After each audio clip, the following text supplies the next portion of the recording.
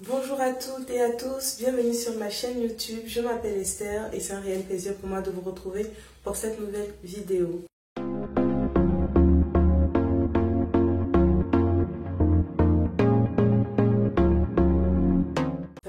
Aujourd'hui, nous allons parler mariage, nous allons parler relations et nous allons aussi parler foi.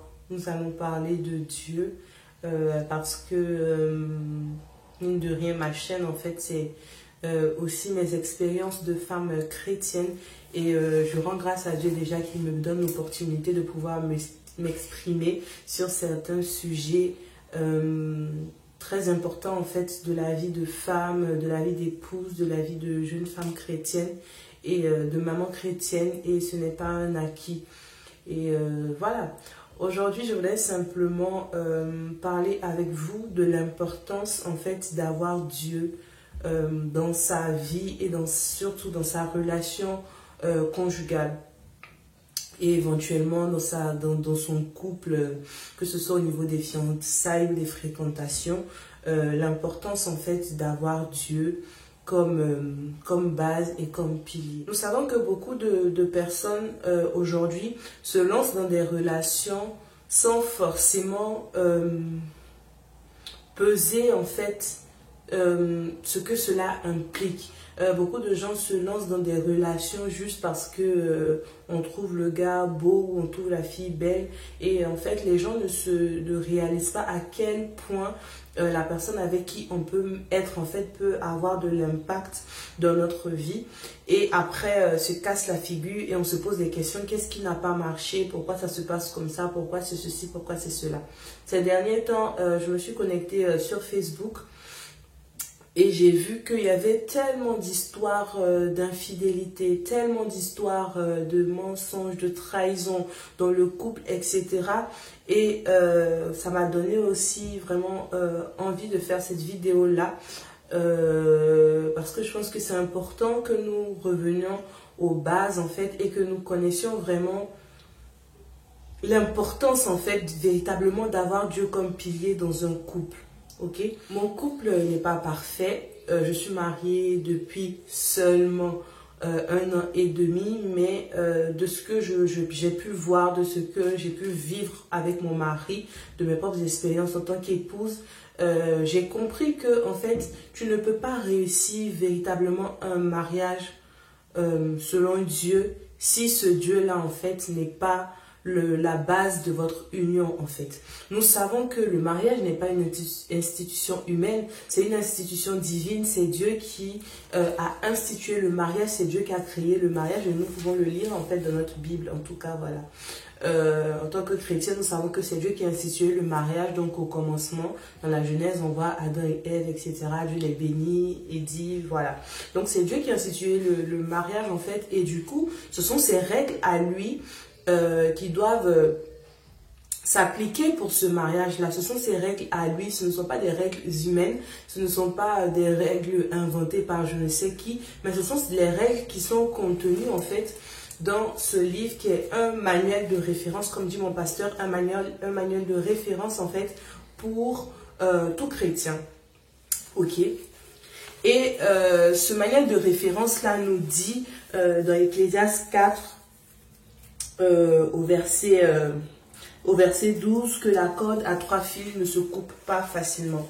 Il faut comprendre que la corde à 3 fils en fait c'est simplement l'époux, l'épouse, et en fait au milieu il y a Dieu. Ok, donc c'est cette corde là qui a 3 fils, qui a 3 brins en fait, qui ne se coupe pas facilement, qui résiste en fait, résiste. Parce qu'il faut comprendre que le mariage, franchement, comme disait une femme prédicatrice, ce n'est pas pour les bébés, et c'est vrai. Il y a tellement de choses qui peuvent arriver en fait au cours d'un mariage, et si votre base n'est pas solide, si votre base en fait est fragile, au bout d'un an vous allez vous séparer. Au bout d'un an en fait vous n'allez plus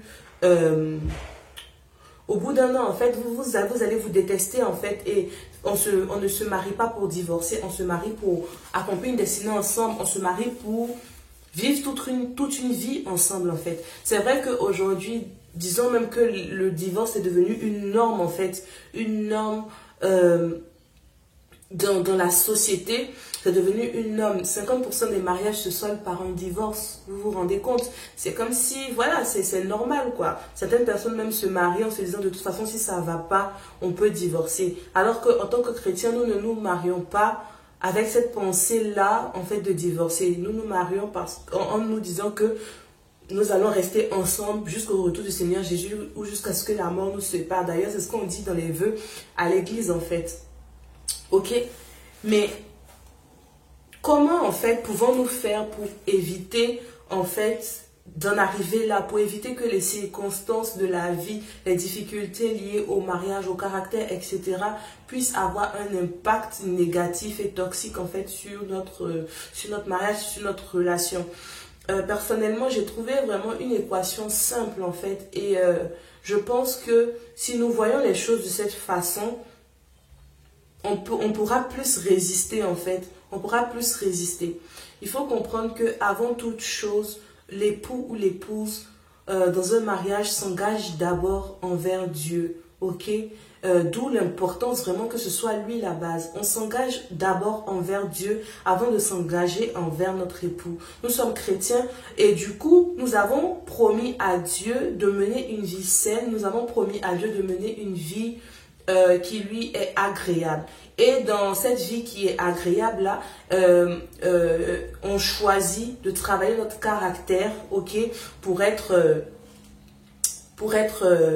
saint et irréprochable devant lui. On choisit de marcher dans la sainteté, on choisit de marcher dans la sanctification, on choisit de marcher vraiment selon ses principes à lui. Donc avant toute chose, en fait, dans le mariage, on s'engage d'abord envers Dieu, ok? Je pense personnellement que lorsque un époux ou une épouse décide d'être fidèle à son mari, c'est d'abord par fidélité envers Dieu, parce que Dieu condamne l'adultère, ok?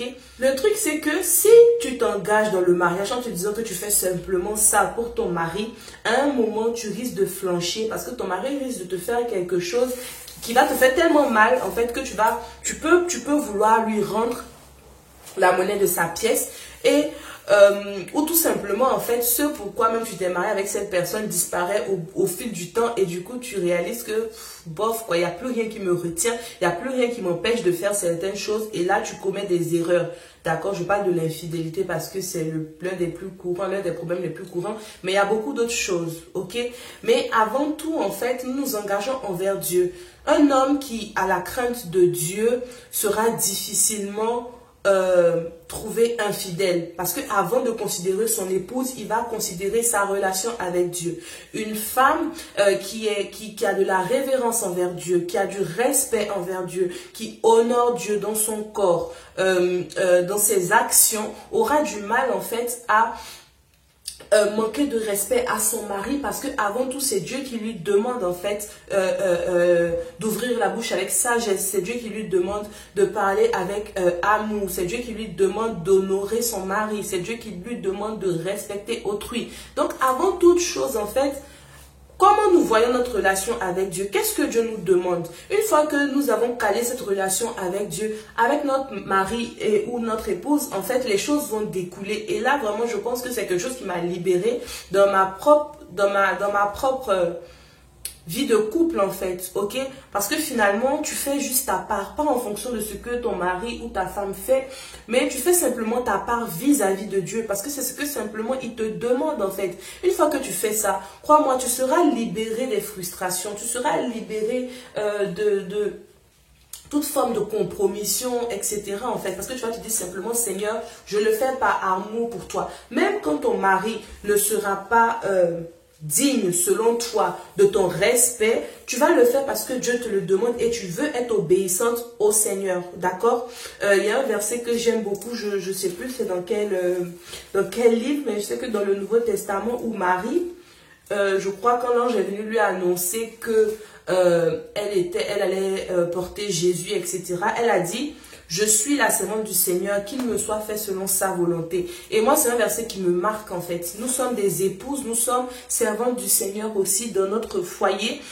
Et si nous ne faisons pas les choses d'abord pour monsieur, ok? Moi, je ne le fais pas d'abord. Je ne suis pas censée le faire d'abord pour mon mari. mais je veille sur mes paroles, je veille sur mon comportement et sur mon caractère parce que Dieu me le demande, parce que je suis la servante du Seigneur et sa volonté pour ma vie, soit que je sois obéissante, soit que je sois une femme pleine de sagesse, etc., etc., etc.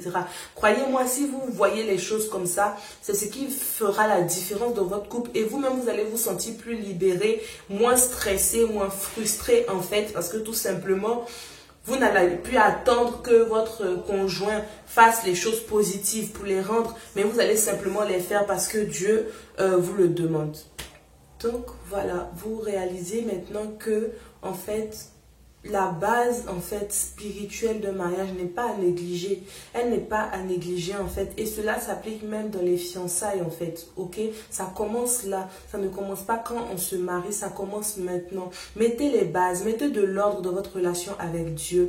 Mettez de l'ordre dans votre intimité avec Dieu. Parce que c'est de là que va découler l'équilibre, la paix en fait qu'il y a dans votre foyer. Ok? Ça ne va pas venir d'ailleurs. C'est vrai que effectivement, ça ne fait pas tout. Il y a encore d'autres choses à rajouter. Mais ça, c'est la base, en fait. C'est le point culminant. C'est vraiment la base, en fait. Si elle est ratée, en fait, attendez-vous à un mariage bancal, ok?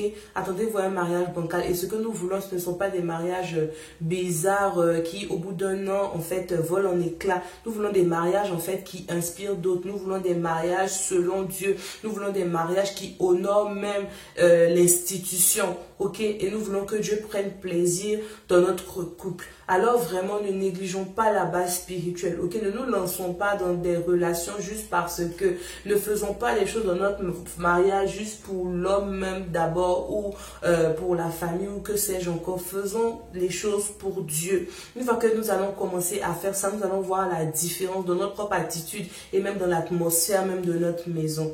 D'accord?